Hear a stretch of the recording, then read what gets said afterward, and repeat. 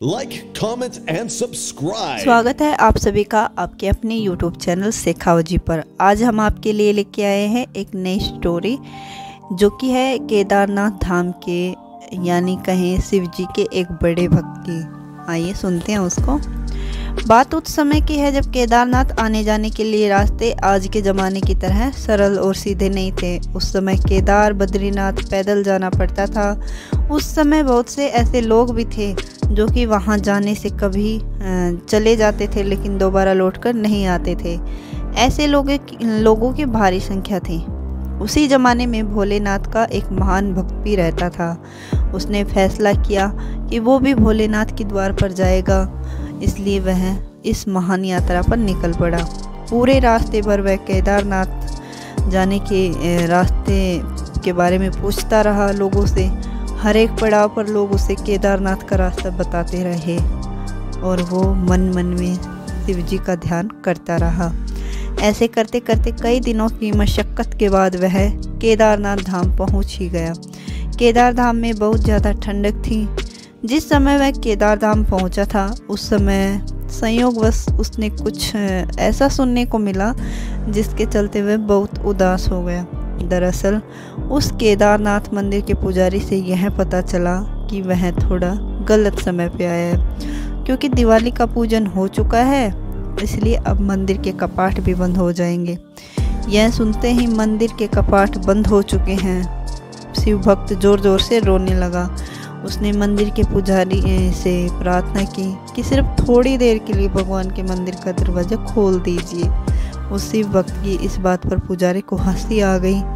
उस पुजारी ने कहा कि ये बिल्कुल संभव नहीं है, हो सकता है। भक्त ने एक बार गुहार लगाई और कहा, क्यों संभव नहीं है, एक बार खोल दीजिए, मैं भी भोलेनाथ के दर्शन कर लूं। पुजारी ने भक्त से कहा कि अब तुम्हें 6 महीने बाद ही भगवान के दर्शन हो पाएंगे। 6 महीने कपाट बंद रहते हैं और 6 महीने कपाट खुले रहते हैं। ऐसा सुनते ही शिव भक्त दुखी हो गया और वो रोने लगा। उसने फिर से दर्शन पाने की इच्छा के चलते सभी पंडितों से पुजारियों से गुहार लगाई। अब निराशा ही हाथ लगी। उसने लगा कि सब मेहनत बेकार गई। वो बाबा के दरबार में आया था, अब उसे निराश होकर लौटना पड़ेगा।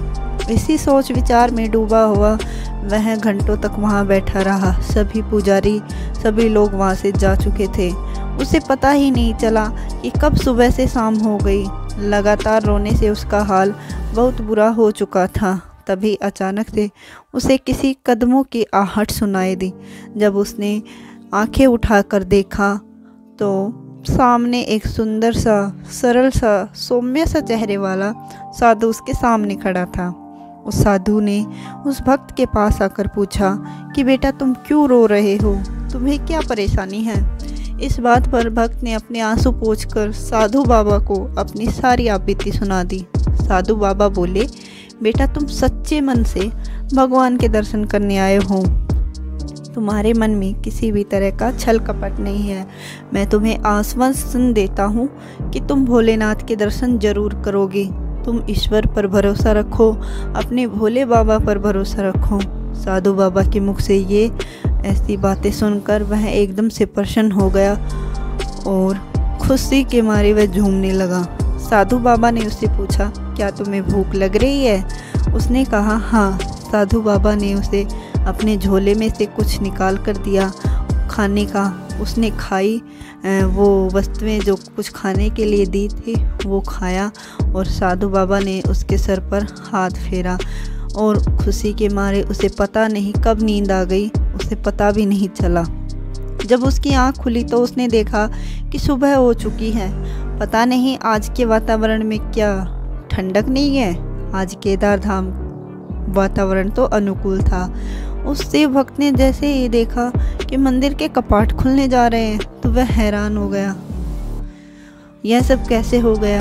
तभी मंदिर का पुजारी उसके पास आया और बोला, तुम तो सच में भोलेनाथ के परम भक्त हो। कहना पड़ेगा कि तुम 6 महीने बाद फिर से आ गए हो।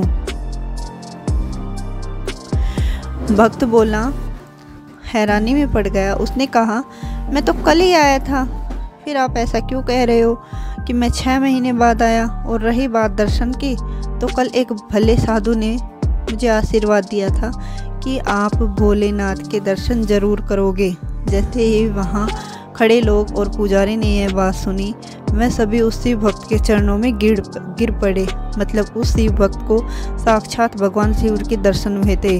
भगवान शिव की कृपा से ही कालखंड छोटा हो गया, समय चक्कर घूम गया, जो कि 6 महीने एक रात में बदल गए और मंदिर के कपाट भी खुल गए और उसे शिव जी के दर्शन भी हो गए।